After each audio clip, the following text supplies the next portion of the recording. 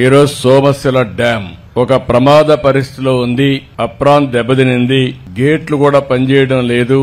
ఇవన్నీ చూసిన తర్వాత మొన్నటి వరకు నేను ఎన్నికల్లో చెప్పాను, ఈ సంవత్సరం మళ్లీ ఒకసారి చూస్తే ఎప్పుడు కూడా నేనున్నప్పుడు ఎక్కడ కూడా ఇబ్బందులు వచ్చేటివి కాదు.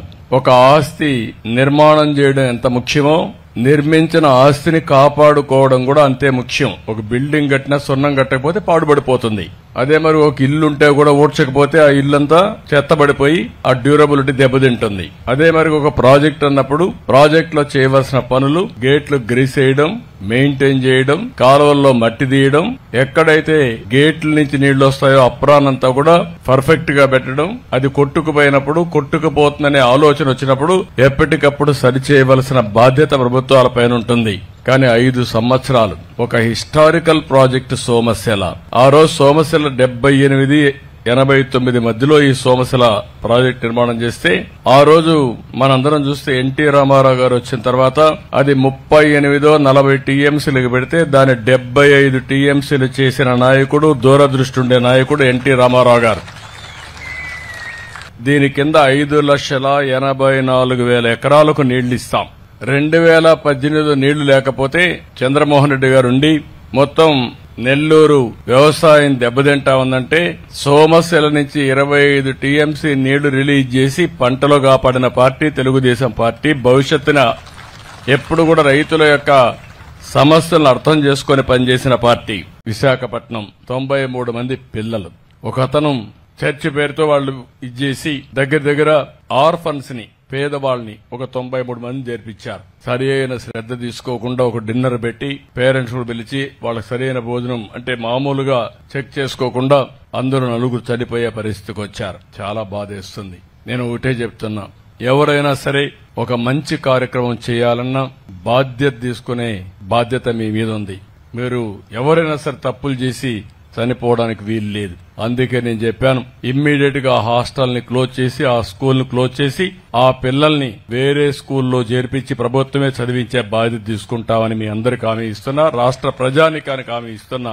ఎవరైతే బాధ్యత రాహిత్యంగా పనిచేశారో ఇమ్మీడియట్ కలెక్టర్కి ఆదేశాలు ఇస్తున్నా, అరెస్ట్ చేయమని.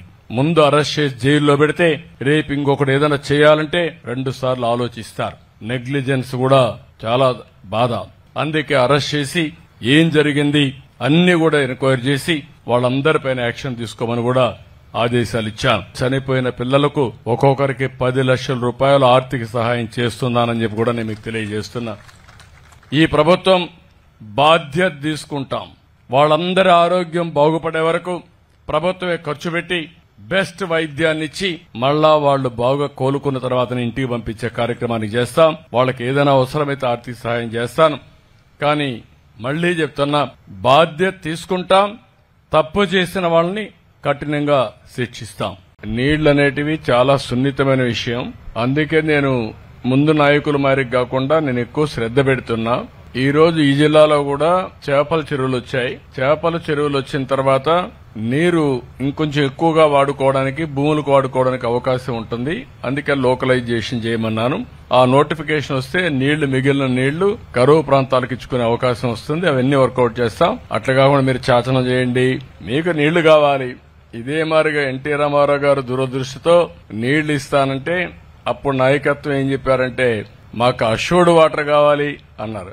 ఎన్టీఆర్ ఒకటే చెప్పాడు, నీకు నీళ్లు కావాలా నీళ్లు ఇస్తా, అంతేగాని చట్టాలు లేకపోతే లేనిపోనే మాట్లాడొద్దని చెప్పారు. నాయకులు మాట్లాడారు తప్ప నీళ్లు ఇచ్చిన నాయకుడు ఎన్టీ రామారావు గారు. అది వ్యత్యాసం వాళ్లకు మనకు. అందరికి నీళ్లు వచ్చే మార్గం చూస్తున్నా, ఎవ్వరికి ఇబ్బంది రాకుండా నీళ్లు తెచ్చే మార్గం మీరు గుర్తుపెట్టుకోవాల్సిందంటే, పట్టిసీమ ఎంతమంది అపోజ్ చేసినా పట్టిసీమ పూర్తి చేశాం.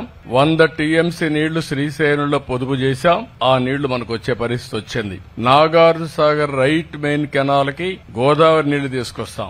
అది తీసుకొస్తే 160 టీఎంసీ నీళ్లు పొదుపు చేసుకునే అవకాశం వస్తుంది. ఆ నీళ్లు అక్కడ పొదుపు చేస్తే ఆ నీళ్లు నేరుగా రాయలసీమలో పైని శ్రీశైలం మొత్తం రిజర్వాయర్లని ఫిలప్ చేసుకుంటూ మీ సోమశిల, కందలేరు, పూండి కూడా వెళ్లిపోతుంది. ఇంకా నాకు ఒక ఆలోచన ఉంది. నాగార్జున సాగర్ దగ్గర నల్లమలై ఫారెస్ట్ లో ఒక టన్నులు పెట్టి బనకచెర్లకు నీళ్లు తీసుకుపోతే గేమ్ ఈజ్ ఓవర్. ఎందుకంటే కొన్ని వేల టీఎంసీ నీళ్లు గోదావరిని సముద్రం లేకపోతున్నాయి. ఆ నీళ్లు కొద్దిగా తెచ్చుకోగలిగితే మనకు కరువు ఉండదు. అలాంటి వినూత్నమైన ఆలోచనలతో మీరు కూడా ముందుకు రండి, అన్ని చేసుకుందాం.